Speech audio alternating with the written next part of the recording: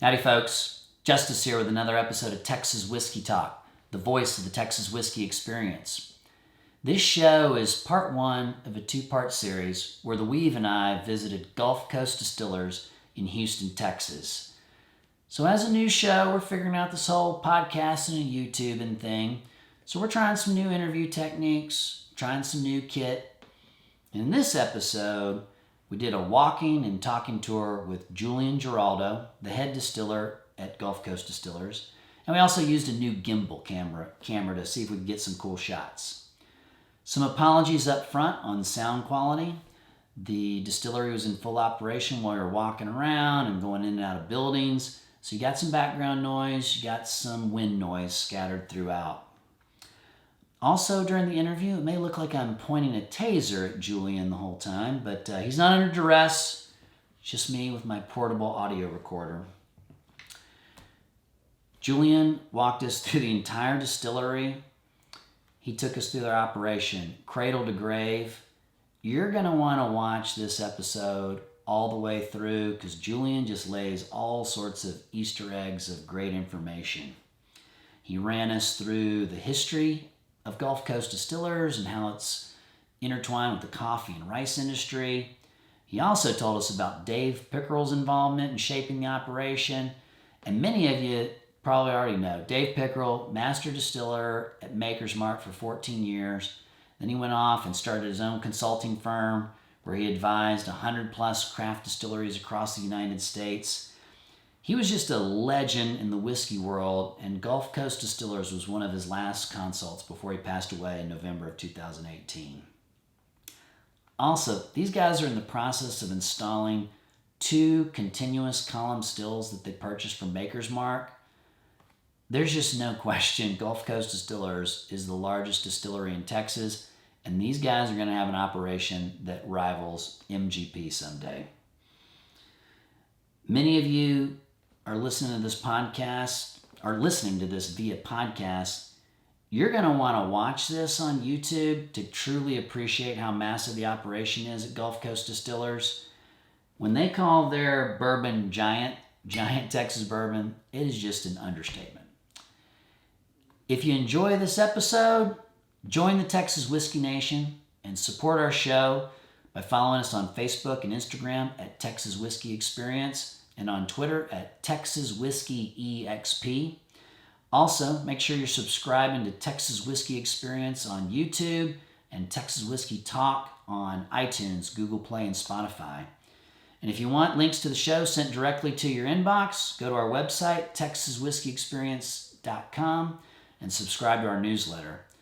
Lastly, in the month of November, we have lots of swag on the way to include shirts, some hats, coasters, glassware, you name it. We're launching our online store on our Patreon page just in time for the holidays. And with that, enjoy the show. Cheers. Howdy folks, Justice here with another episode of Texas Whiskey Talk, the voice of the Texas Whiskey Experience. Today, we're taking you to Houston, Texas, to Gulf Coast Distillers. As always, I'm joined by my co-host, The Weave, who is our cameraman today because we're going to be doing some walking and talking, touring Gulf Coast Distillers, and we're here with Julian Geraldo, the head distiller here at Gulf Coast Distillers. Julian, welcome. Well, thanks for having us out. Thanks for coming over here. Thanks. We are very excited to have you guys here. So, Julian, tell us how you got into distilling. Well, it's a long story. This plant used to be, it's still a coffee plant. I worked with the coffee plant for 12 years. I'm the operations manager of the coffee plant also. So the owner of this place decided to set up or to diversify the business 5 years ago. So he started up a distillery. We started pulling the permits. It took a long way to get there, and then we started with a bottling facility in the building next door. We have a bottling facility. Initially, we were sourcing our barrels, right? But we wanted to go from the grain to the glass, and that's how the idea of the distillery came up, right? So we have been in operation for over 2 years, and we're about to open our tasting room. So we're very, very excited about it. Awesome. When do you think the tasting room is going to open? We're just waiting on a few permits. I will say maybe a month or two from now. Okay, so you moved over to the distilling operation. Yep. So what kind of training did you have? Well, it was a very short learning curve. Yeah. We wanted to put the expertise that we had in the manufacturing process. We have been working with food for over 25 years. It was meant to be a grain silo facility since it was built. This used to be the old Uncle Ben's rice plant. So the owner turned the plant into a coffee handling facility, right? Then when he opened up the distillery, I was very involved with the coffee back then, and he said, why don't you get a little bit more involved with the distillery, because I want to see those numbers picking up. Mm-hmm. So that's how I got involved there. We put together our expertise in manufacturing, and we brought in David Pickerell as a consultant. So the knowledge that he has on making whiskey plus our expertise in manufacturing, we put those two things together, and that's how the distillery came into place, right? Additionally to hiring David Pickerell as a consultant, we also hired Troy Smith. He was the previous distiller from Yellow Rose, and he was the one who started up distilling with us. Nice. Then down the road, we also hired another good distiller from Venezuela. His name is Eli Omar. He was the head distiller of Dusa. That's a rum distillery that is located in Venezuela. It's owned by Diageo. So he brought in all the experience of mass production of whiskey and spirits, and along with the knowledge and the expertise from Troy Smith, we put those two guys together to ramp up the distillery. So I was like shadowing them all the time. So that, and along with the visit from David Pickerell, gave me all the basics to start understanding the distillation process. So Dave Pickerell, kind of a legend in the business. So you guys were one of his last consults before he passed away, is my understanding. Yeah, so yeah. Can you kind of tell us what he does when he shows up? What does that process look like? I mean, did you guys have a mash bill and he came and tweaked it, or he came in and helped walk you guys through it on building a mash bill? No, we had mash bills, right? But I mean, dealing with David Pickerell, it's so easy because he's a guy that is very like down to the ground. And he will tell you the things straight up how they are, right? So he saw our mash bills and he said, no, you need to change this, you need to change this. He taught us how to use the malted barley as an enzyme. We were using synthetic enzymes. So all those little things also, he helped us to develop our pot stills. We have a very unique pot stills, so you will see that later. Okay. So he helped us to design and develop those pot stills, and he also wrote down some guidelines for us to follow during the fermentation and distillation process. So he basically rearranged all the mash bills that we had, and he gave us the list of things that we need to take into consideration when we're doing all the subsequent steps of the distillation process. So how long does he come in for? How long is that? He was here. He came here like 3 or 4 times, but all the process took about a year. Fantastic. Yeah. It was fantastic. Man, we are really thankful that we had a chance to work with him. So the mash bill that y'all came up with, I mean, were y'all chasing a particular flavor profile and he helped you zero in on that flavor profile? Or? Yes. Well, we wanted to start up with a very classic bourbon. Okay. We didn't want to go too crazy just to start. So our mash bill is a high rye mash bill. It's a 21% rye bourbon. But he also helped us to develop other mash bills for like a premium or premium selection, or to do like small batches. So he also helped us to develop the mash bill for our wheated bourbon. We have some small production of wheated bourbon. And for our rye, of course, we have done 3 different types of mash bills for the rye. Right now, we're doing a 95% rye for 5% malted barley. And what's that one called? We call it Pickerell's Special Blend. Yeah. Oh, nice. Yeah. Okay. Yeah. Very cool. Yeah. So what do we got behind us here? So behind us, we have the original blueprints of this building. That is something that you don't see at any other distillery. This is a very historic building. very linked to the history of Houston. As I was telling you guys before, this used to be the old Uncle Ben's plant rice. Back in the 1940s, German, British chemists developed a way to modify the rice so it'll have more protein, right? So that's called converted rice. So Mr. Forrest Mars from Mars Inc. He partnership with him to set up a plant over here in Houston, Texas, because during those days there was a bunch of rice over here. So they started up this plant. They ran the plant from the 1940s all the way to the 1990s. In this plant, all the rice for the military was produced, the people that were in war, because that converted rice, it had high nutrients. Okay. It was sleeves proof, so it wouldn't get any slips, and it was easy for the soldiers in the war to prepare because it was half cooked. So the Department of Defense took over this building for a period of 20 years just to produce the rice for the military, right? Oh, wow. So they run it since the 1940s all the way to the 1990s. Then they relocated the plant, and it was vacant for a few years, and that's when the actual owner, saw an opportunity to turn it into a coffee processing plant, because we have the old Maxwell House just down the street. So we were receiving all the green coffee that is going to be used in that plant for roasting. So a huge silo facility with high capacity over 10 million pounds of coffee, right? So we decided to set up a new branch for the distillery because we already know how to handle grains. So we saw that it was a big opportunity for us, and we saw that it was booming, so it was the time to set up with a new business. Speaking of distilleries, you want to take us on a tour? Yeah, let's go. Let's All right. Okay. We're following you. Okay, perfect. Let's come this way.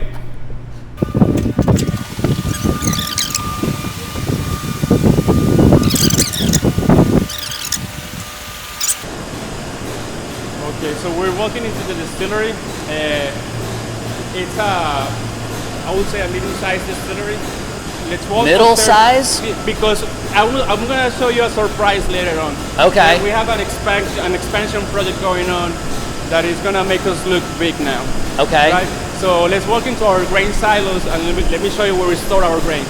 Okay. We're following you.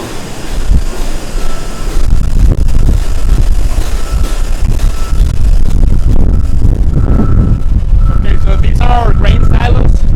We have 3 silos with capacity of 120,000 pounds each, right? Silo number 3 is for the corn. We use yellow corn. Silo number 2 is for the rye.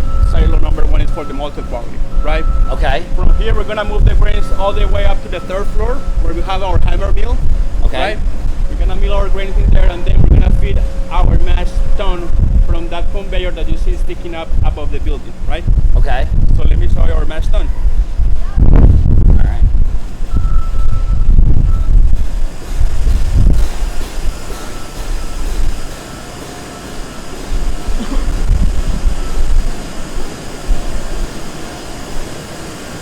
So this is our mash tun, right? It has a capacity of 2,600 gallons. We're doing our mash there, following the mash bills that were developed by Dave Pickerell. And then from here we have a system of 5 fermenters. We have 3 fermenters with capacity of 3,200 gallons and 2 big fermenters with capacity of 10,000 gallons, right? Wow. We do a sweet mash process. We're not doing sour mash, but we're transitioning to sour mash, right? Why are you transitioning? Because we want to have more consistency in our product. Okay. And also to keep a good environment for the yeast to grow. So where are you getting your grain from? We get the grains from a local farmer in Texas. He is located up north in Wallace, Texas. Okay. We started from the very first day with him. So we don't have a middle guy. We deal directly with the guy who is growing the corn. Okay. What about the rye and barley? The rye and barley, we're dealing with these guys from MBS. So they are providing us with 100% Texas grains. Okay. That way we can call our product 100% Texas. We're very proud of that, and that's why we always look for Texan grains. Okay.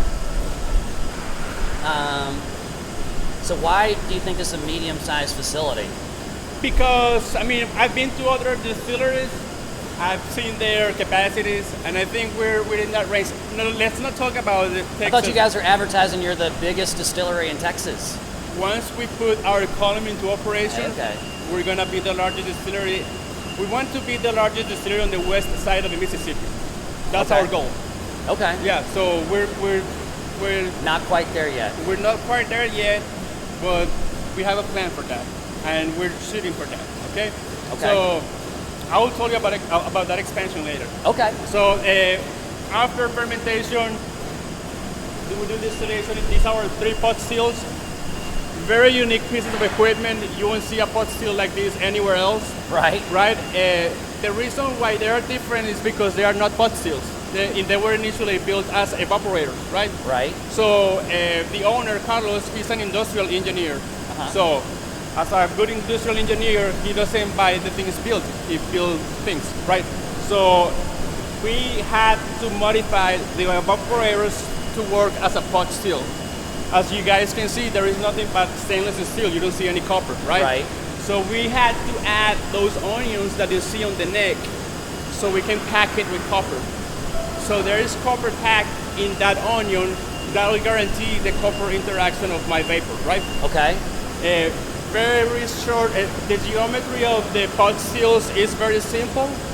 If you see, they have a very short neck. That's because we want to keep all those impurities. We want to make a very bold whiskey, right? This all was approved by David Pickerell. We came up with the design, he saw it, he distilled in these pot stills, and he said, okay, you can do it like that, right? So we modified them so many times that some days, a guy said they look like a Frankenstein.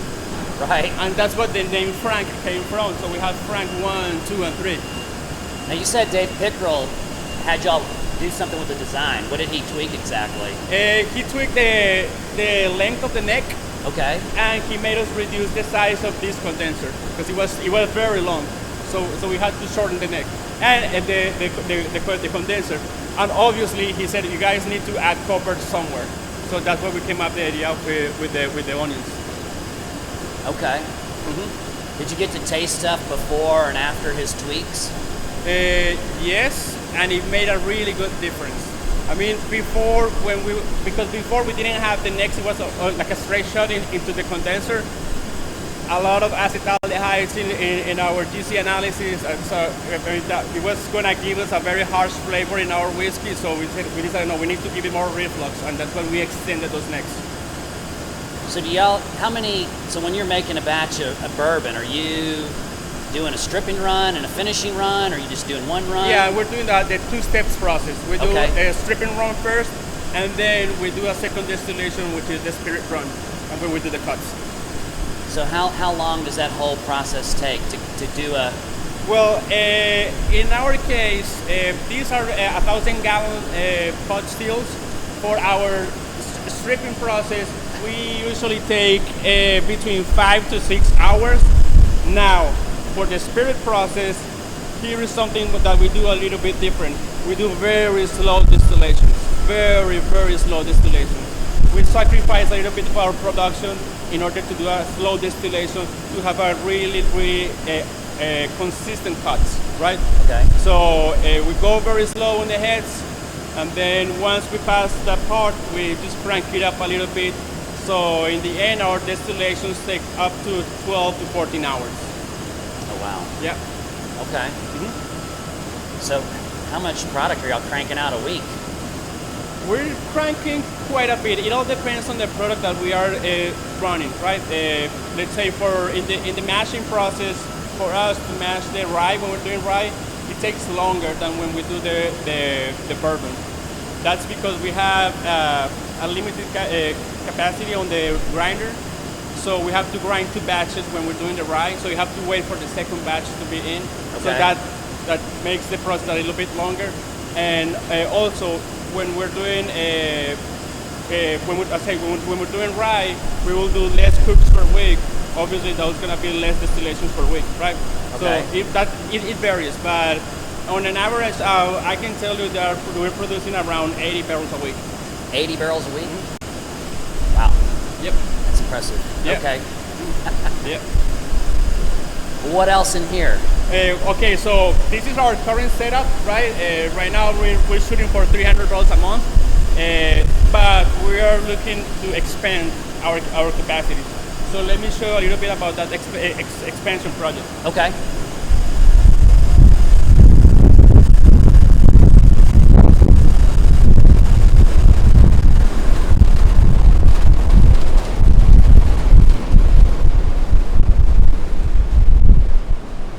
So we're setting up this distillation column. It was running Maker's Mark for like 12 years.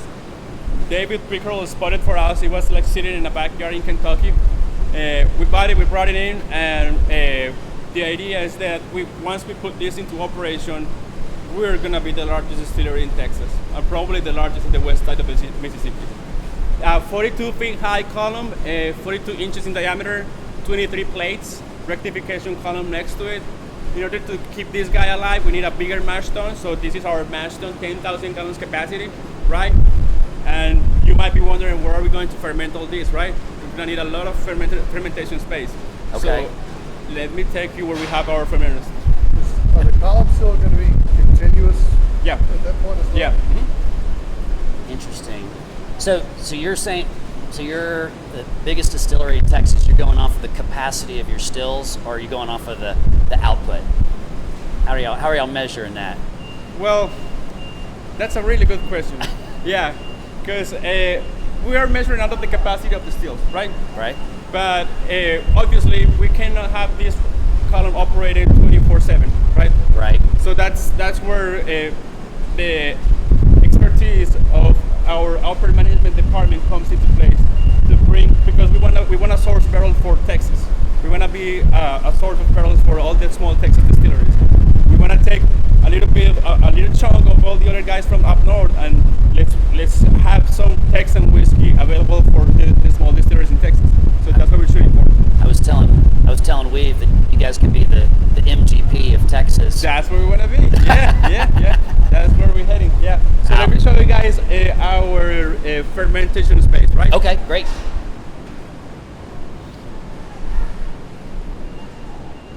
What do you think? It's giant. So giant is an understatement. So this place is massive. Yeah.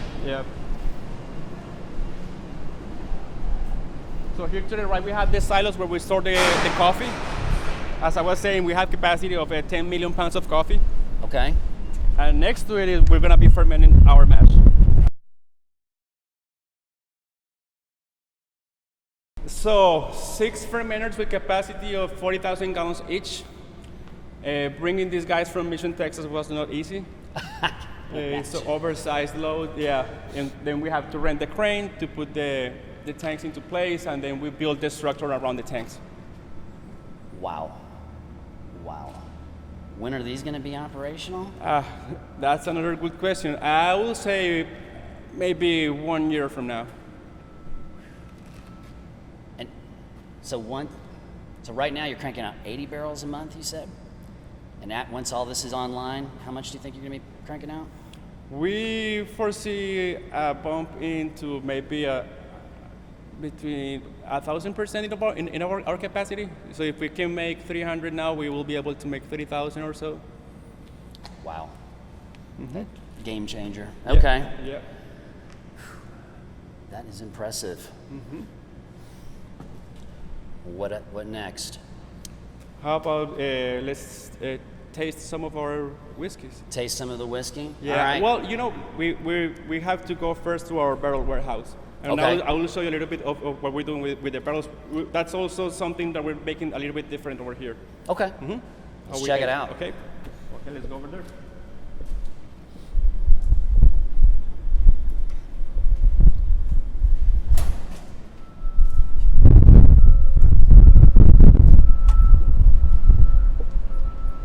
What's the red vessel there? We're gonna use that for hot water. Okay.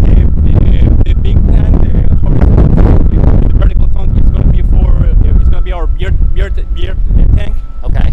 So this is the tank that is going to keep feeding the columns. That tank that you see next to the columns is going to be our sour water tank.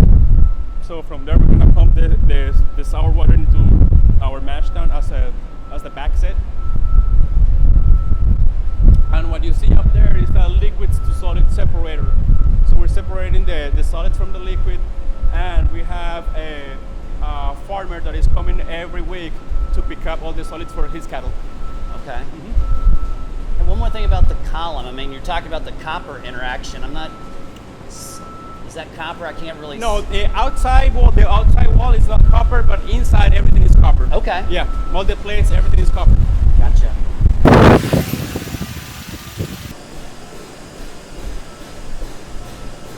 So is this all the barrels here? Yeah, well, so that's what I was telling you. So what we do here is that we will keep the barrels in this hot environment, which is a metal roof, for the first 6 months. We want to accelerate that aging process during those first 6 months, and then we're gonna move the barrels to the room next door, which is a concrete room. It's a much cooler environment, so we're gonna slow down a little bit that aging process. Okay. So let's walk in there and you'll see the change in the temperature when you walk in.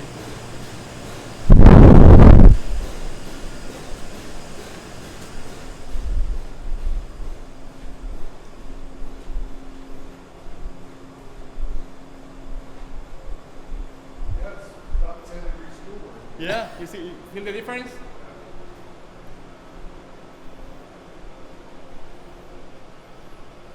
Oh wow, it just keeps going. Okay. Yeah, so this is our barrel warehouse. We have most of our barrels in this area. We are getting approval from TTB to get the warehouse next door also approved to store barrels, right? That's also a concrete warehouse, so it's also a cooler environment. We have airflow in that warehouse as well as here. We have exhaust fans everywhere to make sure the air keeps flowing. Okay. We rotate our barrels, so we don't have that sweet spot in the middle or nothing like that. We periodically have a guy with a forklift moving the pallet from the top to the bottom. Oh really? Yeah. Okay. Yeah, like yeah. getting all those barrels back in the back and cycling because them? we have to do monthly inventories. So Okay. since as we count the barrels, we rotate them. So who's making your barrels for you? Right now, we're getting the barrels from Speyside Cooperage, but we are doing the transition to ISC. The next batch of barrels that we're gonna get are gonna be from ISC. Okay. We use char 4 for our bourbon. So what's the total barrel capacity in here? Well, we just passed the 3,000 barrels, yeah, in this particular up. And the new building that you're expanding? As many as you want to store there. It's a big place, yeah, a big area. Okay. So on your barrel aging, it seems like most of your products are like 6 to 24 months old. Yeah, our oldest barrel is 2 years old. Okay. Yeah, the first batches, yeah. You started cooking what, 2017? Yeah, end of 2016, beginning of 2017. Okay. We did a few small batches, but yeah, we have some barrels from May 2017. So can you walk us through like the future with the whiskey? Where do y'all think your sweet spot's going to be on aging whiskey? Well, that's a matter of discussion right now. We've been like going back and forth between all of us because some of we, as of right now, our whiskey are very grain forward whiskeys, but we want to add that nutmeg from the barrels. So I will prefer to leave the whiskey at least 4 years in the barrel, right? Okay. Obviously, it all depends on the market. I mean, we have a lot of people asking for our barrels, so we're trying to handle the inventory very wisely. So we will just keep a reserve for our aging product. Okay. Do you feel you can do the longer aging because you've got a little bit of cooler space for it? Because a lot of folks find that about after 2 years of aging in Texas, it just gets too much. But I mean, as you see, this is a very cool environment. It's not. I mean, most of the whiskeys in Texas, if you see at their warehouses, they're very hot. So we have that advantage because this is a big building, so it keeps the temperature down. Also, in the warehouse next door is the same situation. So yeah, that makes us that flexibility to let the barrels age for a little bit longer. I don't want to leave them for too long, But at least I would like to leave them for 4 years in the barrel to see how it comes out. So what's your entry proof when you're barreling? We fill all of our barrels at 120 proof. 120? Yep. And then what are y'all experiencing with the humidity? Is the proof going up or down? Well, it all depends on where the barrel is at. That's why we decided to rotate the barrels, right? We have experienced yield loss of 10 to 11% in the first year. Okay. And then it goes down to 4 or 5% the subsequent years, right? Okay. All right. Shoot. So what else? Anything else in here, or? No. Well, in here, as I said, we have all of our barrels here. We have small batches of interesting stuff. We have some, for example, we have some Canadian whiskey being aged in bourbon barrels. Okay. We also have some brandy. We got some orange muscat from a winery in the Texas Hill Country, and we have it aging in toasted barrels. So that's also something very interesting that we're doing. We have corn whiskey, additionally to our traditional mash bills. So we're trying to diversify our portfolio of barrels. So we'll have different things to offer in the future. Okay. Mm-hmm. So it looks like you're using mainly the larger barrel formats. You're not using the smaller ones. Yeah, we're using 53 gallon barrels. Only the brandy went into 63 gallons, which are those guys that you see down there. Okay. So down the road, I mean, since you're going to be supplying product to other folks in Texas, what do you think the percentage is going to be on your business? What you're producing for your in-house lines and what you're going to be providing for, sourcing to other distilleries? What do you think that breakdown is going to be? If you're going to be the MGP of Texas, what's that going to look like? It all depends on how many barrels we have to offer. I think as of right now, we are already sourcing. There are already some companies getting barrels from us, but it's a very small percentage. We wanted that to increase, so I will say maybe a 60-40 because we also need to keep some for our production. Okay. Our whiskey is barely growing in the Texas region. And since we did the transition from source barrels to our whiskey, we've seen that people are liking it more. So we really want to expand that area, and we really want our business to grow. So the start of our show is always a giant Texas whiskey, and that's the area that we would like to grow. But additionally, we can source barrels for distilleries in the Texas region. I mean, that will complement our business. So I would say maybe a 60-40 will be a good proportion for that. Okay. Well, great. You want to head to the tasting room, or you got something else for us? Yeah, I'm getting thirsty. You're getting thirsty? Talking, yeah. A lot of talking? All right.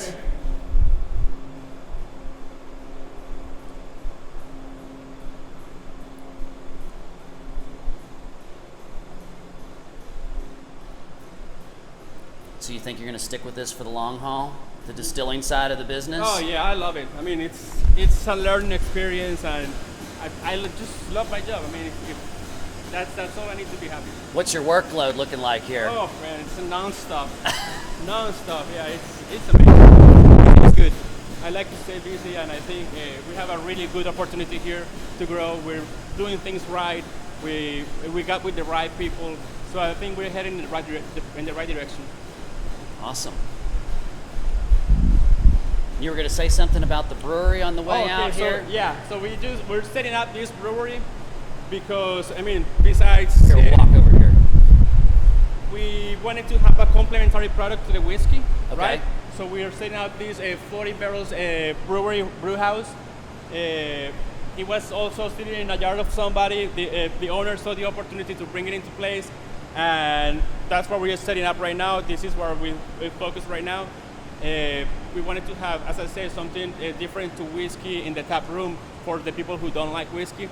So besides coffee and whiskey and beer, I mean, those are the three things you need to live, right? So we have those three things here, and we want to offer to the people all of our products. So are you going to be in charge of this too, or are you going to have a brewmaster working this? I'm going to have a brewmaster. I think I have enough in my plate. Okay, all right. Well, let's head on to the tasting room. Yeah.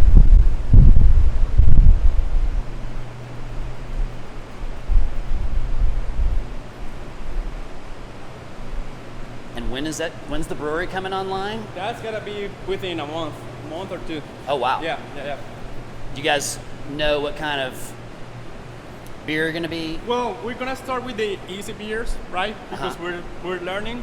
We just bought a brand from it's called Texas Beer. They were produced by a company called Big Ben Brewery.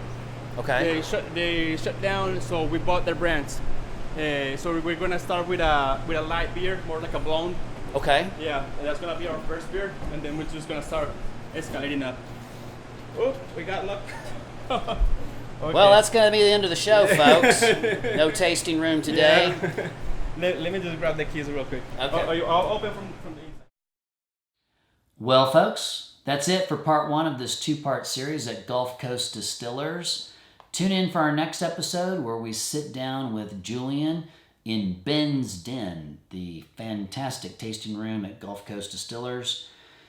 Julian takes us through a tasting of their entire line of Texas whiskeys, and he shares even more information about their operation. The grand opening of Ben's Den is scheduled for November 16th. Special thanks to Allie, the tasting room manager at Gulf Coast Distillers, who coordinated our visit, and a huge thank you to Julian for taking the time to show us around and providing us with an incredible tour. Once again, if you enjoyed the show today, join the Texas Whiskey Nation and follow the Texas Whiskey Experience on Instagram, Facebook, and Twitter. And subscribe to our channels on YouTube, iTunes, Google Play, Spotify. Give us a like and send us your comments. And with that, cheers.